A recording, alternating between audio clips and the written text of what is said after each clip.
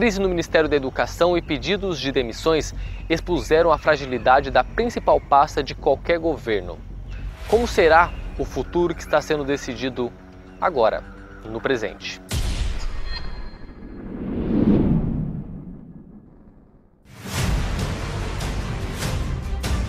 A demissão e a troca vieram de uma tacada só.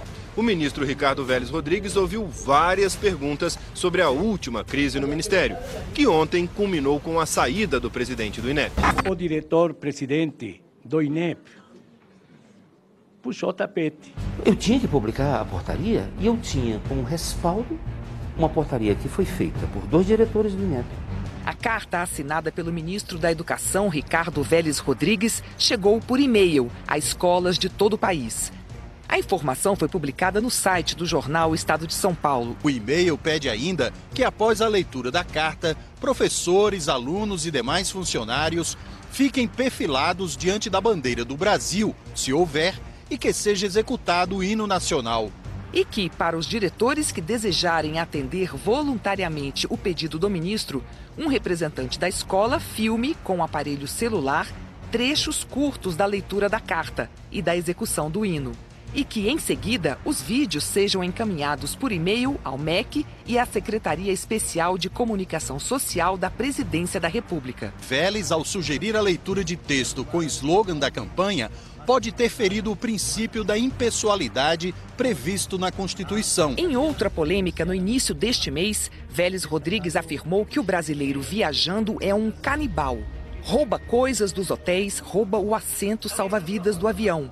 Ele acha que sai de casa e pode carregar tudo. Esse é o tipo de coisa que tem de ser revertido na escola. Na época, a assessoria do ministro afirmou que ele estava se referindo a casos específicos de determinados jovens e não quis generalizar. Ele também repetiu que a universidade não é para todos, que ela representa uma elite intelectual, para a qual nem todo mundo está preparado ou para a qual nem todo mundo tem disposição ou capacidade.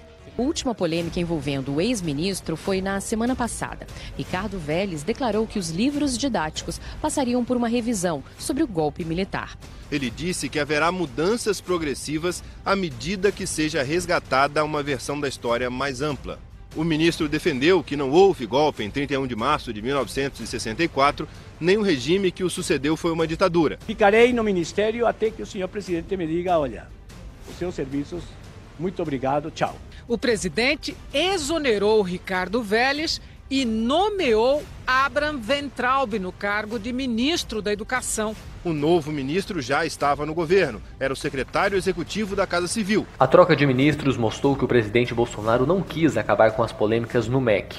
Ele quis dobrar a aposta e deu início a mais uma fase turbulenta e com demissões. Em menos de 5 meses, Alexandre Pereira Lopes será o 4º presidente do INEP, o 3º nomeado pelo governo Bolsonaro, e ficará no lugar de Elmer Vicence, que deixou o comando do INEP ontem. Um dos motivos que pesaram na demissão dele foi um pedido para ter acesso aos dados dos alunos, coletados pelo Instituto todos os anos.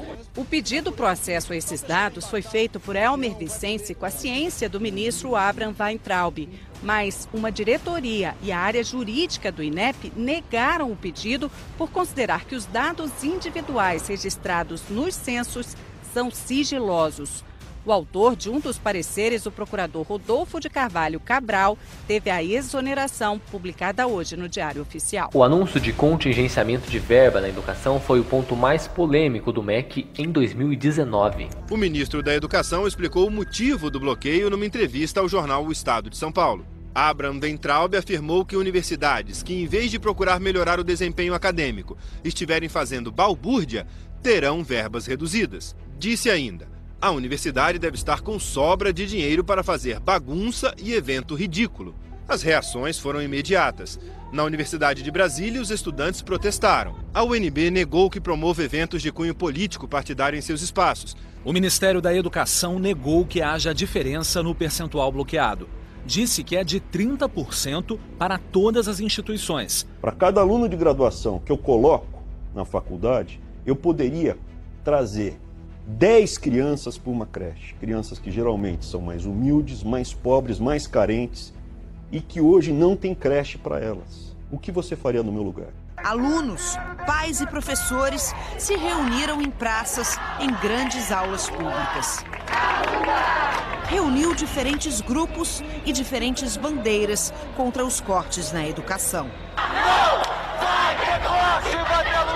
Depois que os organizadores anunciaram o fim da manifestação, um tumulto começou perto da Central do Brasil.